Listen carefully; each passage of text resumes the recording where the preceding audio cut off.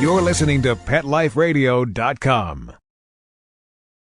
This episode of Teacher's Pet is brought to you by Audible.com.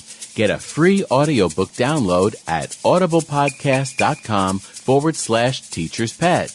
Over 75,000 titles to choose from for your iPod or MP3 player. Okay, class, take your seats. I said take your seats. Class, sit. Shh. I swear you're all acting like a bunch of animals.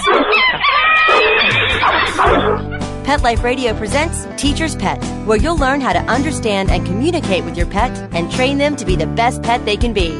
It's time to see the world from your pet's point of view. So give a tail-wagging welcome to your Teacher's Pet host on PetLifeRadio.com. You may even learn a few tricks yourself. Hi, everyone, and welcome to Teacher's Pet on Pet Life Radio. This is Pia Silvani, Director of Training and Behavior at St. Hubert's Animal Welfare Center in Madison, New Jersey, and your host. This week, I'd like to welcome a very special guest and a friend for many, many years. I won't tell you how many because I'll tell you how old I am, but Dr. Kristine Conway. Dr. Conway is in private practice here in New Jersey with a special interest in rehabilitation in dogs of all ages through Aqua therapy. Many clients are looking for alternatives to drugs to improve their dog's quality of health, which led her to pursue canine rehabilitation. And I understand that her certification in canine rehabilitation is going to be complete this June. So I'm sure she's extremely excited about it.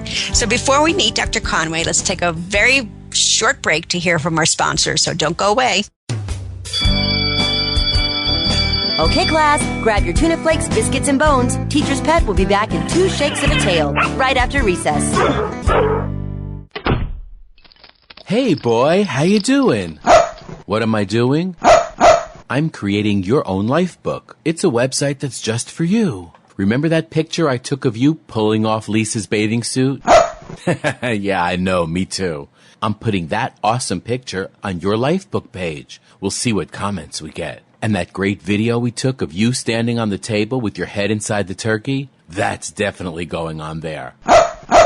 No, it's easy. It only took me 2 minutes to set up your page. I chose a great theme, and I can connect with millions of other pet parents. I can also create a memorial life book. No, not for Grandma, but we can make one for Fluffy, remember her? And we can even put links to our favorite pet charity. And friends can make donations. People can create their own life book for their pets by going to PetLifeRadio.LivingYearsPets.com. Or they can sign up on the Pet Life Radio homepage. Where's Lisa? She's outside by the pool. Hey, come back here! Create your own life book for your pet. PetLifeRadio.LivingYearsPets.com. Hi, and welcome to The Family Pet on Pet Life Radio. I'm your host, Colleen Safford. Each week, we'll focus on different topics: child pet safety, child pet training, just how to make an appropriate pet selection for your family. All of these things will be covered in each one of our episodes. So we hope that you will join us at The Family Pet on Pet Life Radio. Every week on demand, only on PetLifeRadio.com.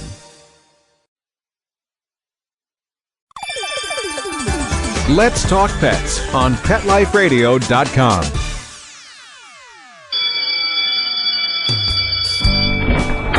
Okay, class, hang up your collars and leashes. Teacher's Pet is back in session. Now park yourselves on the floor. I said park, not bark. Ugh. Okay, Teacher's Pet. Pay attention, there may be a quiz later.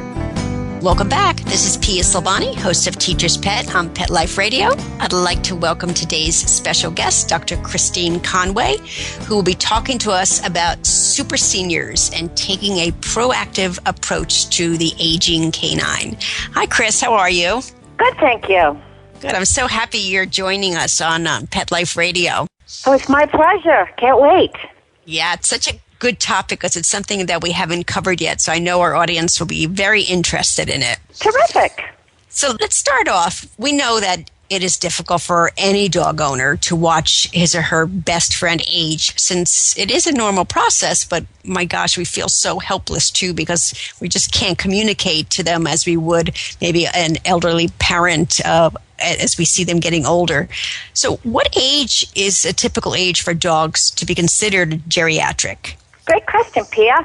It depends on the weight of the dog is how we age them out. We consider small dogs, like up to 20 pounds, we consider them a super senior when they're about 11 and a half years old.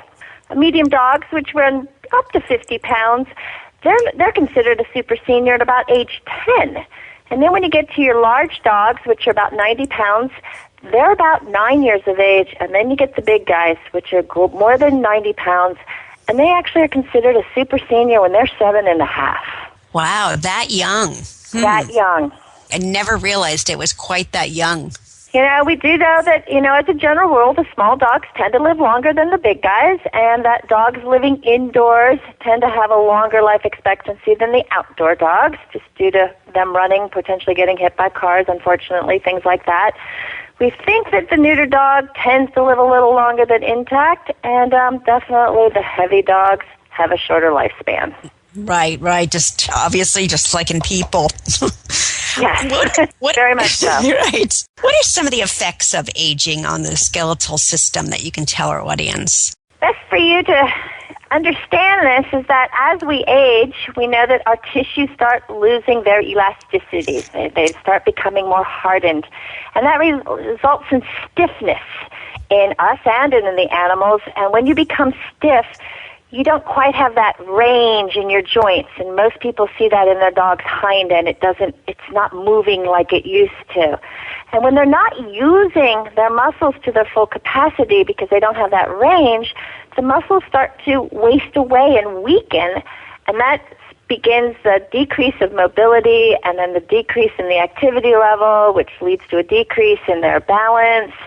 And we call this the cycle of decline. Ah, interesting. Okay, and can that start at any age? Again, it can start at any age. It really is dependent on the dog's environment, and, truly the dog's gene pool.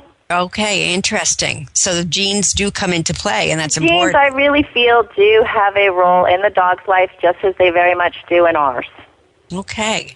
Very interesting. And I'm sure weight is an issue as well. And I know so many of my clients, many times I see a dog come in and they're overweight. And the excuse obviously is they're big boned.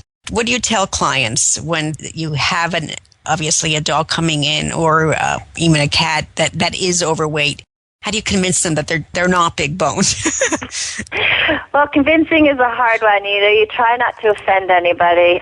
This is the harder one. I sometimes will just say, yes, your pet is big boned, but in a scale of 1 to 10, this is what we're reaching for, and I do have my charts and graphs and pictures that I can show them. But optimally, what we try to get them to understand is that you should be able to feel the ribs without having to push very hard. And I said, even on ourselves, you should be able to feel rib. There is no muscle on the rib. The muscle is between the ribs. So if you can't feel the ribs, that means you're putting down too much fat. And so we know we're starting to get into trouble there.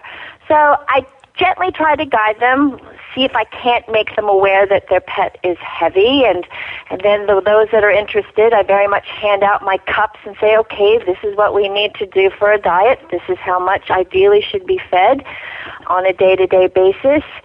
And many people are receptive, others aren't, and my biggest challenge is I tell people I can't control treat factor. Right, There's no way in hell I'm going to control treat factor. So therefore, the person that's in charge of the food bowl is in charge. And know that your pet is getting their calories by the treats. So let's cut back at the food bowl so we can keep everybody humored in the treat factor, because there's just no way that's getting cut back. So we try to decline the amount of food that they're getting, knowing that they're getting their lovely treats, but that's okay. That seems to keep everybody happy. Most people are willing to take that kind of a stand on it than saying, no, this is all you get, this is what you're going to do. So you have to be flexible, and most people are willing to do that and give it a try. And what do you say? Because I'm sure you've heard this too, but my dog is starving. He looks like he's just always hungry all the time. Yeah, and so am I. So I said I realize that, and that does get to be a factor. We will sometimes play around with different foods. There's obviously foods out there that are less in calorie, but there are foods out there that make dogs feel more full than other foods. I'm a big fan of supplementing with fresh string beans or frozen string beans. String beans, you can feed twice as many string beans than you can carrots on a calorie basis. So string beans, a couple cups of string beans goes a long ways and tends to make a lot of dogs feel full. And if your dog's truly, truly that hungry, they're going to eat the string beans. Oh, that's a great point. And is it true?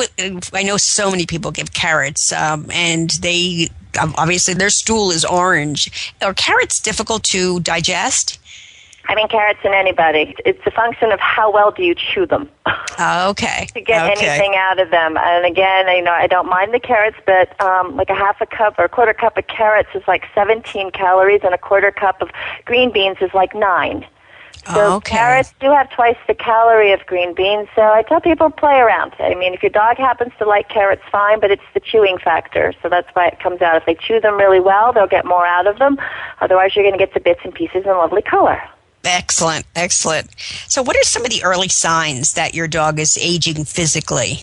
What you may or may not notice is that their daily functions in life. Dogs, the dogs, if they're sitting for their meals, are they sitting a little slower? Are they a little slower to stand up? Are they a little slower when they're lying down to get back up? Are they slowing down on the stairs? Jumping. Do they used to jump up on you all the time or jump up on guests, and now they're really not jumping as much? The getting in and out of the car for the dogs that get to go for rides frequently. Sometimes there's a little bit of an effort to get in, or they start looking at you like, could you hoist me in or help me? Some of the outside time, these dogs just go out, do potty, want back in versus hanging out like they used to and playing with their buddies and whatnot. Those are some of the major ones that most people will notice, especially the stair factor. They're noticing the dogs just don't want to do stairs or seem to be having difficulty doing the stairs. Yeah, that's a good point. I like that you brought up about the play issue, too, because so many people come to me and they say, my dog used to love to play with dogs, but now it's as if the dog doesn't tolerate dogs as well. And couldn't that just be a key factor, an aging factor as well? Oh, very much, and it's probably a pain factor. They're a little owie. It no longer is fun being bumped. Right. So it goes into play factor. There's usually a lot of bumping and a little bit of body slamming, and that hurts now, and they recognize that. Right. Great point. You also suggest non-therapeutic treatments for some dogs. So can you expand upon that a little bit? Some of our non-therapeutic, and I'm not even sure if I can call these therapeutic per se, but definitely weight control is one of my non-therapeutics. We can get that weight under control. Boy, does that really benefit the dog as they go into their golden years. We like to modify the home environment. So many of us have like hardwoods and tiles and linoleum floor. And dogs just don't be able to see to do those floors very well anymore. They start slip sliding, or people see them start to scramble really fast from one end of the room to the other. And so we recommend putting down non-slip runners, whatever it takes. If you've got hardwood stairs, put down they've got the little strips that you can put on without having to carpet your stairs to make their footing more secure for them. We consider that therapeutic because these dogs are hurting themselves when they go to turn a corner and they're wiping out on the hardwoods especially, or they're slipping, sliding, and falling down the stairs, and you don't often see that, and that precludes them wanting to not do the stairs anymore because you didn't see that fall. When you need to get your dog in and out of the truck, we definitely recommend ramps or helping them so they're not hurting themselves there. We consider that actually a non-therapeutic treatment. Just don't let these dogs hurt themselves because they're going to want to do it, but they help them out, give them a little bit of a break, and then provide a nice, soft, therapeutic bed for them. Try to get them off the floors. Try to get them cushioning their joints and whatnot. And then I get into the supplements. What do you want to use to try to help your dog out in the supplement mode that's considered non-therapeutic on that? So that's my basic do as non-therapy treatments. Everything else is considered therapy. And with supplements, is it basically universal for all dogs, or do you take a look at the individual? No, we pick and choose whatever the dog's issue is. I also have to pick and choose my owners. Some owners are more receptive to certain supplementation than others. And unfortunately, or unfortunately as it may be, there is a myriad of supplements on the market between humans and dogs, and many of my dog people tend to want human supplements, and that's fine and dandy. Except some of these supplements, unfortunately, are not under anybody's regulation. And so often what's on the label is not what's in the bottle. And then what's in the bottle is often not available to the human or to the dog. But the price is right. Okay. And also, I mean, you hear it all the time that people are adding their own supplements. And what are the dangers of that? Well, unfortunately, a lot of these supplements are what they call nutricidals, and they're herbs and whatnot, and we don't have a full understanding of what the impact of mixing herbs with some of the day-to-day medications that some of these dogs are on. So unless you're thoroughly versed in herbal management, I tell people don't. I mean, and unfortunately, I am not versed in a lot of herbal management. I try to direct these people to somebody who's into the holistic medicine routine that might be more knowledgeable on the herbs. But you can have disastrous effects with some drugs and some herbs. So I tell people don't arbitrarily just pick something because you heard it was good and use it on your dog. Yeah, great point. Good. Let's just take a real quick break because I have a bunch more questions to ask. So don't go away. We're going to take a short break to hear from our sponsors. Okay, class, grab your tuna flakes, biscuits, and bones. Teacher's Pet will be back in 2 shakes of a tail, right after recess. Hey, love to read, but just never seem to have enough time to sit in one place long enough? For all of us on-the-go people, Audible has the answer. Best-selling audiobooks for your iPod or MP3 player. For Pet Life Radio listeners, Audible is offering a free audiobook download with a free 14-day trial to give you a chance to check out their service. Choose from hundreds of today's bestsellers, including awesome pet books, such as Bad Dogs Have More Fun by Marley and the author John Grogan, Love That Cat by Ingrid Newkirk, It's Okay to Miss the Bed on the First Jump, and Other Life Lessons I Learned from Dogs by Seinfeld's John O'Hurley, and many, many more. To download your free audiobook today, go to audiblepodcast.com/teacherspet. Again, that's audiblepodcast.com/teacherspet for your free audiobook. Got questions about your hound's health? Need the facts on Fido's fitness or food? You want to unleash your pup's potential? Well, you've come to the right place with Win with Dogs.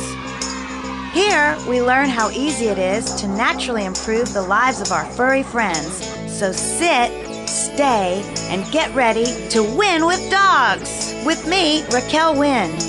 Exercise, nutrition, interaction, and love make for one healthy, happy hound. Give yourself the gift of knowledge on demand every week right here at Pet Life Radio with me, Raquel Wynn, and Win with Dogs.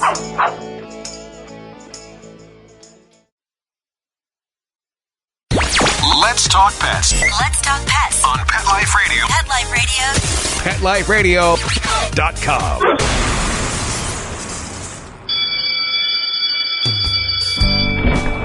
Okay, class, hang up your collars and leashes. Teacher's Pet is back in session.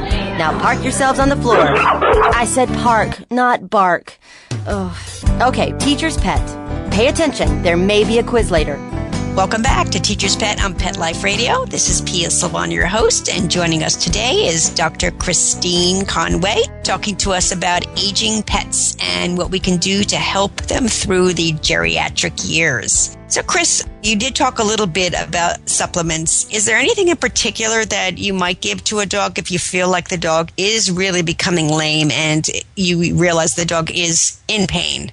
Yeah, I'm a big fan of a product called Dasiquin.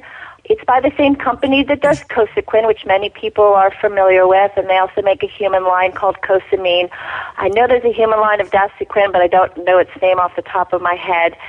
And what it has is glucosamine and chondroitin, which everybody is familiar with, but they've added avocado and soybean. And these particular oils from these products, they really feel all together, all four of them have shown in cell studies to be a better combination to inhibit a lot of the aging process of breaking down of the cartilage. So we think that it really helps with some inflammation and pain control, as well as trying to keep up cartilage repair. As long as dogs have cartilage left in their joints and haven't become so arthritic, these products do provide benefit to an awful lot of dogs, and many universities have done some studies on them, so they do have some what they call evidence-based medicine behind them versus just testimonials from people. I like Glycoflex as well. I think that it is also a terrific product that's also been looked at the university level. So I just tell people, whatever your conviction is, whatever your price range is, these products work well. And they can be complemented with an NSAID or any other drug that these dogs might be on, but they do seem to improve the joints and help with some pain and inflammation, and often can be started before you get them going on more drastic pain medications on these guys. Okay, so maybe the earlier people see signs, the quicker they should really go to their vet. Would you not recommend that? Right, definitely. Okay. Yes, you see something, it's better to get on something sooner than later. Right. I think many people think they need to wait until the dog really is a true geriatric before they put the dog on something. But if they're seeing something different. We try to be proactive in our line of work, and it's a little difficult because we find many people are reactive. And it gets to be a hard sell on try to do something before it becomes an issue. Many people are opposed to medications and whatnot, and you just have to try to convince them that this is something that potentially can lengthen your dog's joint span, make your dog more comfortable down the road, because it's sometimes hard to get them back once they get so painful. Right. People also don't realize how important warm-up and stretching exercises are for their dogs before they begin any exercise program, and that could even be a simple walk. So can you tell us the benefits and some key points for people to remember? When it comes to the super senior, and I think that's a kinder word sometimes in geriatric, people don't like to hear the word geriatric, so we call them super seniors. Nice. These guys... The benefit is what you're trying to do is increase the blood flow and the nerve awareness to the muscle groups before you say, hey, let's go for that walk. And for the super senior, we'd like to do these what we call slow, gradual warm-ups. And they're very sort of mundane and boring to us, but they're very important to the dog. And we like to do these stretches where we take their heads and have them follow a cookie and do the head all the way up and the head down between the legs and the head to the left shoulder, and take your head and just start stretching, start limbering up, start getting into motion type of a thing. Have them step up on a stool, stretch out that back.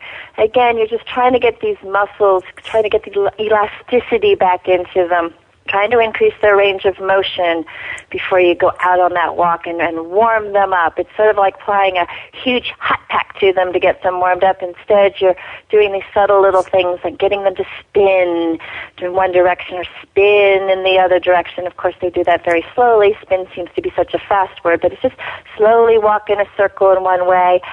We also like to have them sit and try to wave at us, like the dog that gives 5, that you try to get them to give 5 higher and higher, because that helps stretch the front end. We sometimes neglect the dog's front end because we're also focused on their rear end, because that seems to be where the majority of the problems are from. But, we start with that kind of a warm-up and to teach people. Again, some of this is dog-dependent and it's owner-dependent. Some dogs are not amenable to certain little warm-up stretching exercises than other dogs. So we sort of play it by ear on the dog and what the owner is capable of doing too. But warming your dog up before you go out for that little walk is a very good idea, and we highly encourage it.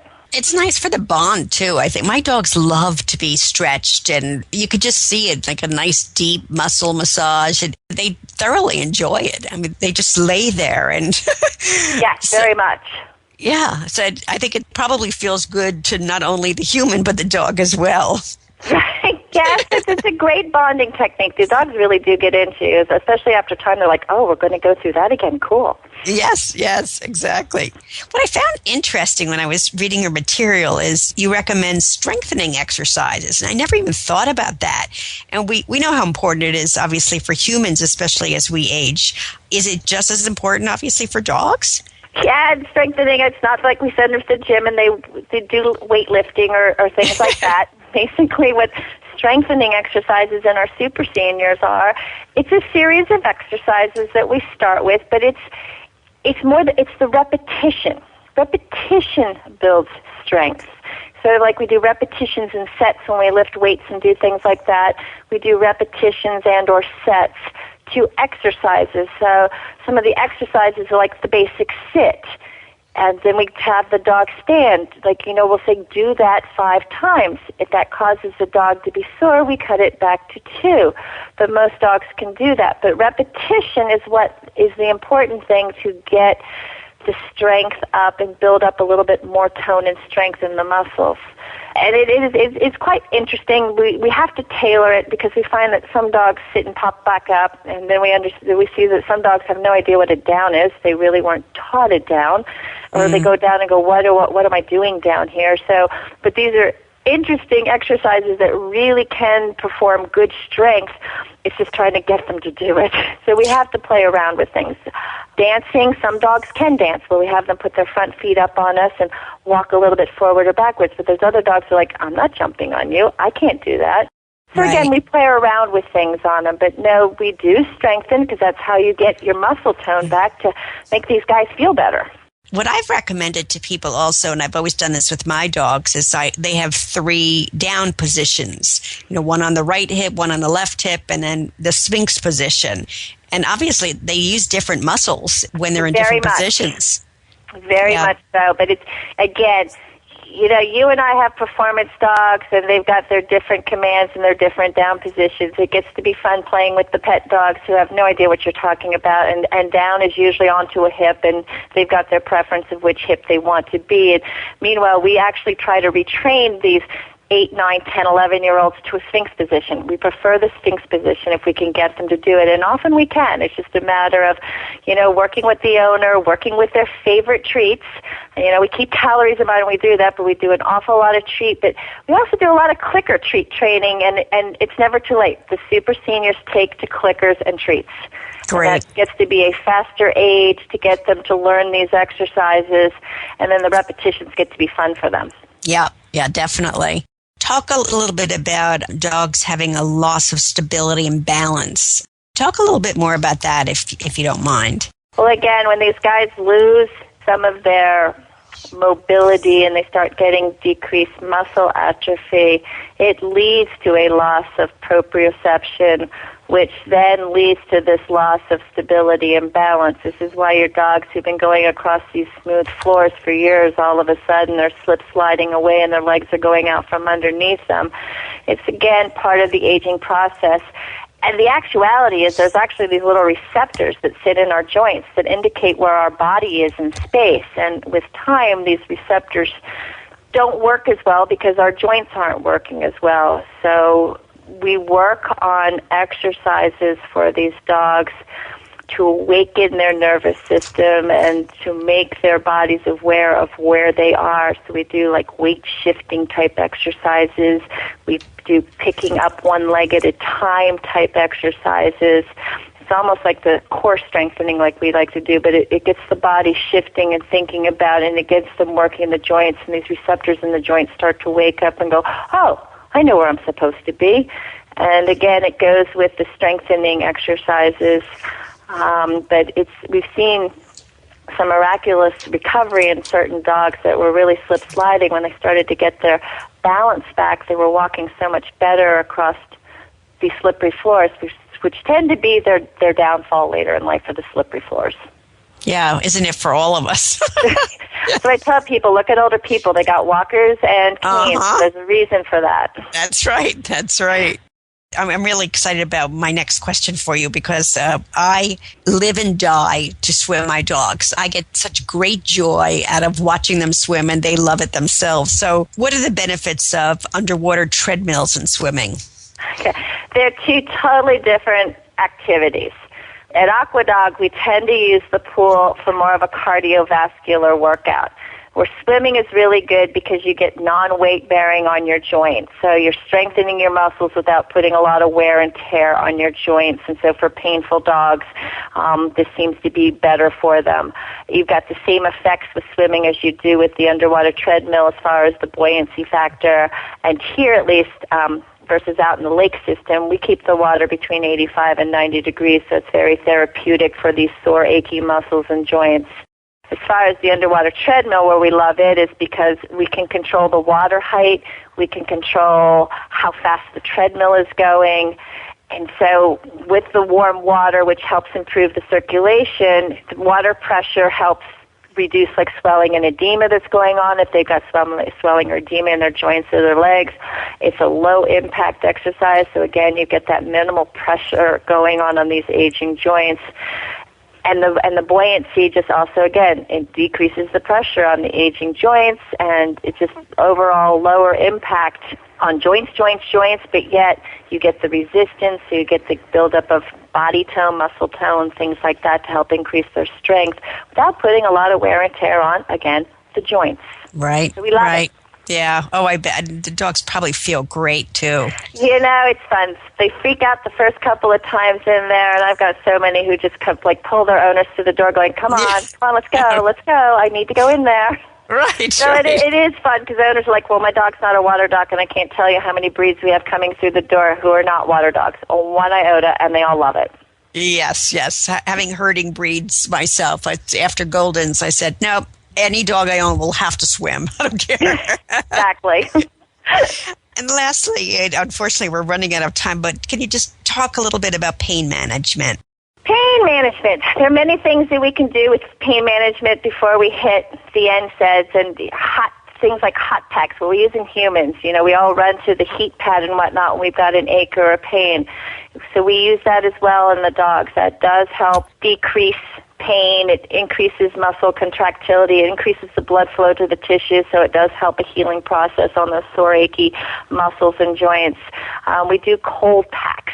That also can cause the constriction, so that gets rid of the inflammation, which if you get rid of the inflammation, it gets rid of the pain, which is why you find a lot of these older dogs prefer to lay on the cold floors because it feels better to them. We use TENS machines, which is really electrical current that stimulates specific nerve pathways to decrease pain. They use it in humans a lot, especially for lower back pain and things like that. So we do use those kind of modalities. We use cold laser therapy, which emits protons that get into the cells and help decrease the inflammatory pain process pathways that are going on. And many people are into that, and then if that's, not controlling everything, we do non-steroidal anti-inflammatories, your Rimadells, your Deramaxes, your Previcoxes, your Metacams, etc. of the world, only because most of these dogs have some sort of arthritic condition, and inflammation is our number one enemy, and we really need to control the inflammation. Inflammation causes degradation of that joint. So we need to use something. As much as people truly oppose drugs sometimes, you need to use a drug that decreases the inflammation as well as the pain. And some do pain and they don't do the inflammation. So by controlling that inflammatory effect, you definitely benefit the dog. Excellent. Wow, you gave us such a ton of information. And I just want to say, Dr. Conway is going to be giving a workshop here at St. Hubert's. And you know what? I just put my paper away and I can't find the date. Do you have it in front of you? I believe it's June 6th. Sunday, June 6th. We'll be there from 9 to 4. Yes, June 6th, 9 to 4. And you can check our website out, which is sthuberts.org, for more information. So if you are near New Jersey, please make sure you come because it's going to be a wonderful, very interesting day. If people want more information also, Chris, do you have a website or place where they can go? Yes, it is www.aquadogrehab.com. Wonderful, wonderful. So when does the book come out? I'm not sure we're doing a book. We're having fun doing our seminars. Good for you. But thanks so much for joining us. Thanks for having me. Good. Unfortunately, we're out of time. So don't forget, training session next week. And a special thanks to our producers for making the show happen. Also, if you have any questions, ideas for the shows, or comments, please email me at pia@petliferadio.com. So until next time, this is Pia signing off once again. And thank you, Chris, and thank you for your interest in Pet Life Radio. Bye-bye. Thank you. School's in session on Pet Life Radio with Teacher's Pet. Learn how to communicate with your pet, train your pet, and see the world from your pet's point of view. You may even learn a few tricks yourself. Teacher's Pet, only on PetLifeRadio.com.